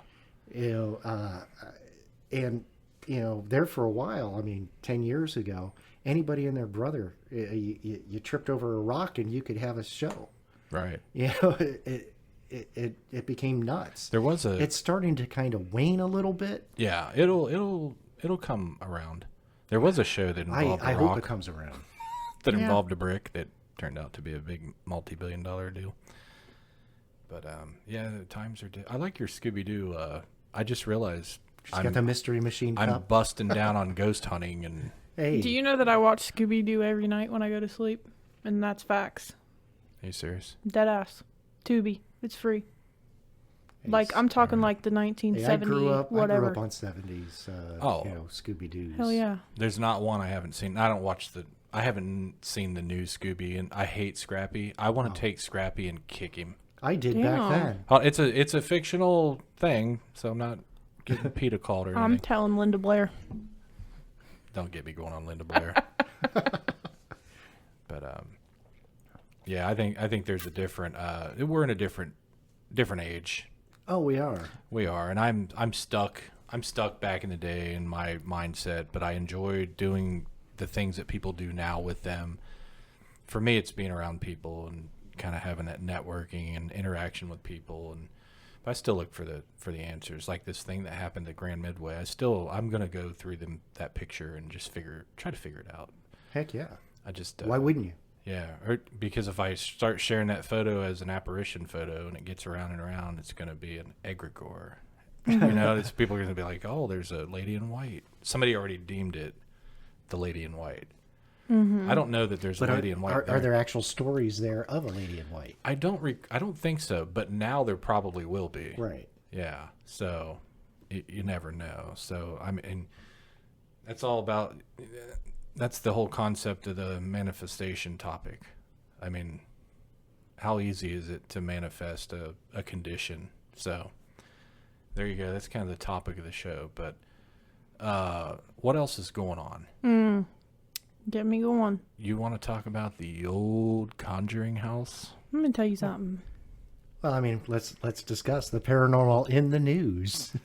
'Cause it's definitely been in the news a lot. Probably the most newsworthy paranormal thing the past 2 months has been the Conjuring House owner and her. Yeah. Shenanigans. Actually, back to May, so a little bit longer. Yeah. Is that true? Back Yeah. to May? Yeah. Yeah, I think a lot of this stuff started back in May. So we went in July, and Mandy and I went in July, and we did a tour. We saw the Conjuring House owner. She was right beside us. Said hi to her. She completely ignored us and went and slammed the door with intent. There was a couple of other people with us. Intentionally slammed the door because she, quite Was having a obviously, bad day? she was looking for her poodle or something out in the yard, and it was giving her a hard time coming back into the Conjuring House. But a couple minutes had passed, and she was just kind of mingling up front, and she passed us. We said hi to her. I don't think we actually knew who she was at the time. And Mandy and I had said, is that the owner? And we determined before we left the property that's who it was. And yeah, she went into the employee side of the Conjuring House, slammed the door right after we said hi. It's like, you heard us say hi. Like, that's guest experience down the drain. We still enjoyed our time there. It's a cool place.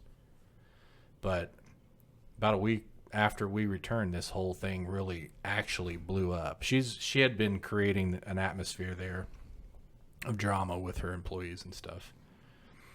But I guess the whole thing is that she's batshit crazy.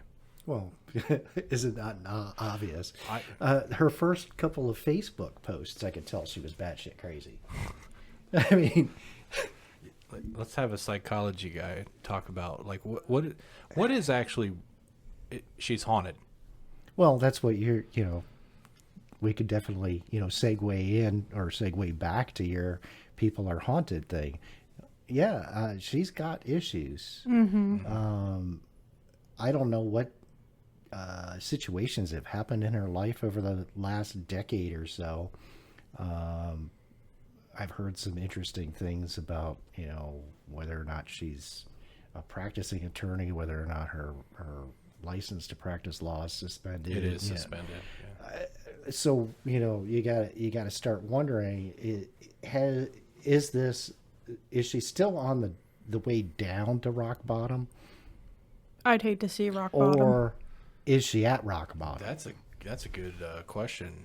Because I mean, I would think losing the Conjuring House and losing all these lawsuits that have now been filed against her Right. would be rock bottom. Yeah, I think rock bottom for everyone else would be to see that building go up in flames. That's my biggest Well, it's fear. not. Does she take it with her? Uh, That's an awful thought. I mean, it's a great piece of property in history, but she's very disturbed. Like, does she take it with her? Well, and at the same time, when you read some of the posts later on, like one of the last ones, she sounds also like she has this immense ego. Yeah. Like she is, because she owns the Conjuring House. Right. She is the paranormal Yeah. world, Yeah. and no one's gonna stop her. And I mean, honestly, she picked on the wrong guy. Yes. I mean, Her assassin. yeah, her alleged assassin. I don't know if I should mention his name. Sure, you can. Jason Halls. Yeah, I'll do it for you. Jason is, at least as far as the paranormal community in general at this point, he's like Moses. He's up there. He's at the top of Yeah. the echelon, and she chose to pick on this guy. But beyond that, Jason is a very logical thinker. Very. And it's partially because of his career as a plumber.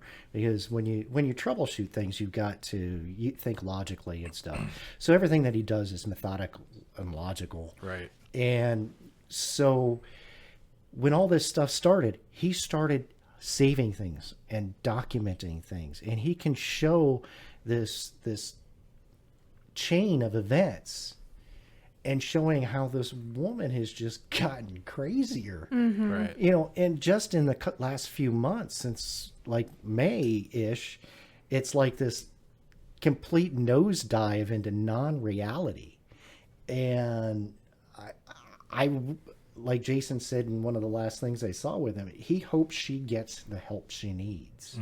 And that's all you can really do. Yeah. But Yeah. to your point, is the paranormal community going to lose the Conjuring House because of it? Would that woman, because she's so unhinged, do something to destroy the house? Maybe taking herself with it. Yeah. That's been talked about. It's, and you would think with all these actions and seeing all this stuff that, what is it, Burrillville. Burrillville, Yeah. Rhode Island, the city, Rhode Island. Rhode Island, Rhode Island. that the city government would step in at this point and protect the property, because for them it's a huge draw to the area. Literally. Tax I mean, dollars. it's Rhode Island. Come on. If she pays tax. Yeah, I mean, why is anybody else going Okay, there? well, being a New Englander, I'm going to tell you that I'm from rural Connecticut, and Sweet. people don't go where I'm from. There's no reason to. It's kind of the same with a lot of the areas in Rhode Island. There's just no reason. If you don't have any reason to be there, why be there? So a town like that, having a draw like the Conjuring House, is a huge revenue. Right. Not just, the fact that you've got, tourist dollars coming in, but all those waitresses and hotel managers and stuff are paying income taxes. So this is a huge amount of money for that area. So they need to step in and do something to prevent something from happening where that draw is lost. But constitutionally, what could they do? If you think about like how deep Constitutionally, The eminent law. domain, they could seize the property from the owner to protect taxes, for sure. I mean, the U.S. Supreme Court has protected the right of a city to seize property for tax reasons. Yeah. So all they'd have to do is probably show a circuit judge in the area cause that, this is going to cause a significant tax revenue loss to the area if we don't protect this property. Not necessarily, they wouldn't even have to seize it from her, but let's put some state police there to ensure that nothing happens. Goodness. If they seized it, they could turn it into a huge tax revenue for the state itself. Right. The state owns it and starts running the tours. Wouldn't that be a concept right there? A state-ran paranormal playground. Why not? I mean, Mansfield. I like it. There's lots of people who think Mansfield Reformatory is owned by the state. It's not. Right. But, you know, there's people who think that. Yeah. Nonprofit. Right. I'm not a fan by. Why not a nonprofit step in and Yeah, buy the property? or a trust or something. Right. Somebody is going to safeguard it. But I'm not a fan of eminent domain by any stretch. Oh, I'm but not either. In this case, I think it's an Actually, I overreach. hate it. I think hate it's it horrible. as well. It is horrible. We agree there. But in this case, I think there should be something that a governmental organization locally could do something about. I thought about that, and I even thought about Well, even nonprofits. I mean, we don't have it in the paranormal community the way that, like, there's the American Battlefield Trust. So they just bought a bunch of acreage next to Gettysburg again, Nice. in order to preserve that area because there was going to be a development going in. Right. Strip mall or something was going to go in right next to the Gettysburg Battlefield. That's awful. awful. So the American Battlefield Trust stepped in and bought this land to prevent that from happening. We need an organization like that in the paranormal community that can go in and buy these properties, these famous properties that, you know, and keep it from. Could that now you got my wheels spinning. Could that organization have like some legal backing? Well, you would almost have to. Well, you like American Battlefield Trust. You start a nonprofit trust organization that does this, buys properties and protects them and operates them. Whether you operate it, you take one, you operate it as a museum. One, you operate as a, hey, you can have an overnight whatever here. But, oh, I hit the microphone. It was a ghost. It's, I think, something that, you know, when you look around our country at the amount of places that are paranormal, that people, a lot of times it's private owners that are doing these ghost hunt things, and you know, you pay them your fees, and now we're seeing the fallout from having somebody who's unhinged owning one. Yeah. Which, I mean, honestly, in the paranormal community, that could happen a dozen more times. Yeah, absolutely. And so we need to start looking at maybe stuff like that, where somebody gets a 501(c) going, and we step in, buy properties like this, and then you can do things with it to raise money. You know, go in and fix the places up and keep them running, operating. You may have just given pay people, birth to volunteer this. people's, you know, however you want to operate it. But I think back, you know, I've been to the Queen Mary also. Really? Oh yeah, Long Beach, baby. 3 times. 3 times. I've been there 3 times. Stayed on board twice. Wow. There's a foundation that owns that. It's not owned by Long Beach. I think it might be owned by Long Beach. Okay. But anyway, there was a couple of years there where it wasn't taken care of very well. And so a lot of the things like the carpeting, the teak deck work had rotted away. And the last time I was there, they've redone the teak decks now. Nice. And so they're actually putting money back into it, Right. which is nice. Yeah. But, you know, running it as a hotel, because they do, it's a constant maintenance. People are in and out. You know. So you got to maintain the stuff, at least the stuff that Sure. people see all the time. Yeah. Sure. You can't just put up a chain and say, well, you can't go on that deck right now. Yeah. Right. You know, so especially when it's a haunted location, which I would definitely say that the Queen Mary is on the top of my list for haunted locations in the United States. I've heard that is at the top of a lot of people's lists. and it should be. Wow. We're We're gonna do a haunted ship episode in the future. It's a beautiful ship. It's if you get out to Long Beach, stay there. Stay overnight. It's Love a it. goal of mine. It's You on my should list. Absolutely do it. Yeah. Did a kid die in the swimming pool there or no? I think there's 2 or 3 stories of different people. And I've heard none of them are true. Yeah, I don't. No. I mean, I went on the ghost tour in there, and of course they tell the stories. Right, and, right. I'm gonna get to the bottom boiler of this shit. room. Allegedly, there was a guy cut in half by door coming down when fire alarm went off or whatever. Yeah. Door come down and cut a guy in half. Such a hazardous Well, vessel to boiler be rooms, on yeah. Oh, during, yeah. yeah, for sure. As is aircraft carriers. And I mean, the whole Titanic sunk because of a fire in the coal it's in not the true. boiler room. It's not true, Curt. It hit an iceberg. No, it didn't. It's a conspiracy. It hit an iceberg, but the steel had been weakened because of coal fire. Yes. There's that could be a whole other episode too. Oh, Titanic. The whole White Star Line conspiracy. Oh, what with J.P. Morgan and all that nonsense? Yeah. We'll do that later, though. We'll add it to the list. Yeah, we got such a list here on the Shadow Things podcast. I'll publish the list, by the way, for listeners.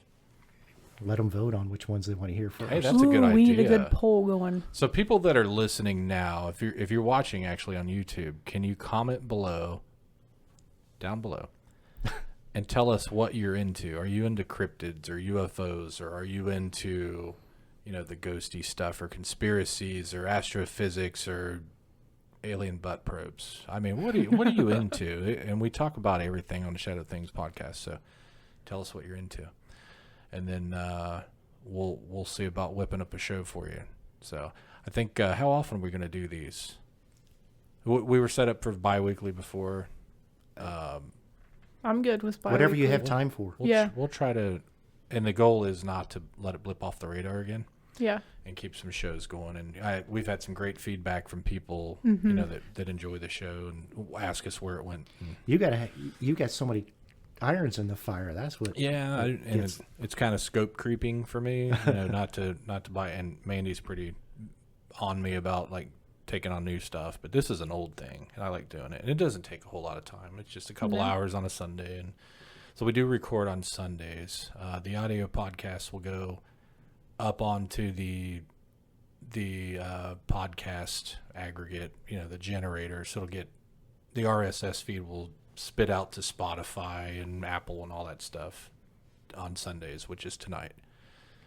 So if you're hearing this right now, we recorded this a few hours ago. Yeah, a few hours earlier. But the video, if you're watching this, was done the day before. So you're in a time machine right now. Ooh. There's the Scooby Mystery Machine cup. It's actually a time machine. Oh, that's a good topic, too. Time travel. It is. It is. I've seen some compelling stuff that makes me scratch my head. Like pictures of people. But I don't believe dolls are haunted. I mean, what the hell's wrong? Maybe I'm haunted. Time slips. Time slips. Time is a man-made, invented thing, by the way. I mean, think about that. No, it absolutely is. If we weren't talking about it. It is and it isn't. I mean, it's how you process what happens in your environment in a linear fashion. Did you know that for me, time is linear if I visualize it? Of course it is. I see time as being a straight line from 1 year old to 10, and then it goes to a right angle to 20, and then from 20 it goes up until you die. I visualize it as a zigzag, perfect, like why is 20 verticals. a flat line? I don't know. Since I've been a little kid, I visualized it as kind of like the Harry Potter mark, the zigzag kind of inverted Z, but the longer part is the rest of your life. But it's not horizontal; it's vertical. It's not. Yeah, it's vertical. Maybe it's because your 20s just fucking suck, and after that, it's like, all right. I think you develop in that area. I don't know why I see it that way, but from 10 to 20, you're getting your identity, I think, and from 20, you're just struggling. It sucks. So maybe that's actually why I visualize it like that. From 20 on, you're an adult, and you fucking deal with it. Mm-hmm. From 10 to 20, you're trying to figure it out. Like you're constructing the look and the mine doesn't make any moves. It's just a constant progression. Really? Yeah. And you see that line. No, like I conceptualize it. I don't see it. See, I kind of draw it in my head. Yeah. It's really weird. I don't see a clock that goes around. Like I don't. Oh yeah. That would be weird. Mine's just just a straight line. Yeah. A constant progression. with notches. Are there anybody listening to this that is a zigzagger like me? So I don't feel like Anybody I'm else haunted? that's weird? Yeah. I'm just playing. I don't want to feel haunted alone. with my zigzaggy line. But But, you know, back to the whole time thing, and time being, you know, different for everybody. Well, you know, we know physics-wise that gravity affects time. right. And, you know, so because, you know, gravity is a force, there's all kinds of other forces. People believe that, you know, strong enough electromagnetics can alter time. You know, all the physicists that discuss the possibility of time machines always say that it would take a huge electromagnet in order to produce a field that you could time travel through. So, you know, we know, you know, as you get further away from the Earth, time slows down, I think it is. It would. It should. So people who are on the International Space Station, time is slower for them than it is here on the surface of the planet. So they age slower? Is that Well, I don't know if they actually age slower, but time is different. Yeah. You know, Yeah. especially with, you know, the fact that you're out in space. Coming from a guy that asked if the grandpa was still alive She's from still 18. alive. Yeah. How's he doing? What's he doing for Labor Day? That's a whole topic. My brother, he listens to the show, and he's like, I actually shared the list of topics with him. Oh, no. He was like, "Are you guys?" He thinks I'm a nitwit. He said, "Are you going to get some subject matter experts in the studio so we can be serious?" I said, "Well, what about Curt?" Oh, I told him. I said, well, maybe we'll get some guys from the university, some professors, to come sit in the chair and kind of school it with us. But I think this show is meant to be fun too. It's a conversation between friends and family, and you know, talking about It's gotta things be that interest us. entertaining. Yeah, and nobody would listen if it wasn't. You know, if we didn't talk about. Well, at some point we'll get my friend Curt on, who has all kinds of. Yeah. And He's a listener. Hey, Curt. what's up? Shout out to Curt. He knows far more about theoretical physics than I do. So, Oh, yeah. I mean, yeah. he's Let's book yeah, him. he's If out he's, there. if he's not too expensive. Oh, I don't think Does he have a writer? he's a that- fan. All right. So, hold on, wait a minute. We have a fan. Yeah, at least one. That'll work. Yeah. Sick. But we love our listeners. We love our viewers. All 12 of you. No, I'm just playing. If you're I don't know how many thumbs up do we have on our last and including the guy from 1896 that was still alive. But if you're on YouTube, if you can hit the like and subscribe button and the little dingy bell that notifies you when we have a new episode, we'd appreciate it. We could buy more Scooby tumblers and keep Scooby the merch. podcast running. Pay the light bill. Get me a Lamborghini in the drive. No. So anything that you can do to support viewership is appreciated. And probably going to wrap this one up. We're going on 2 hours for our first one. Actually, 2 hours here in 1 minute. So our first comeback. Your brother does realize you're not trying to monetize this, right? Yeah. Don't tell him. Yeah. So we're not interested in that. This is something fun that we do, you know, every other week, get together and talk about stuff that we're interested in. And we love doing it. We love having you guys listen to it. And we will see you back on the next episode, episode 2, TBA, to be announced. We'll give you the topic. Follow our Facebook page for that topic. And we'll put up a little voting poll thing so you can actually have some feedback as to what you want us to talk about on our next episode. But we do have a lineup of suggestions, and we'll put those in the voting options. So everybody ready to conclude? We're doing it. Let's Yep. do it. We're going to go eat some hot dogs for Labor Day. So No, we're appreciate not. everybody from across the coast and around the world and, you know, from the great ether for joining us here on the Shadow Things podcast. Peace. Peace.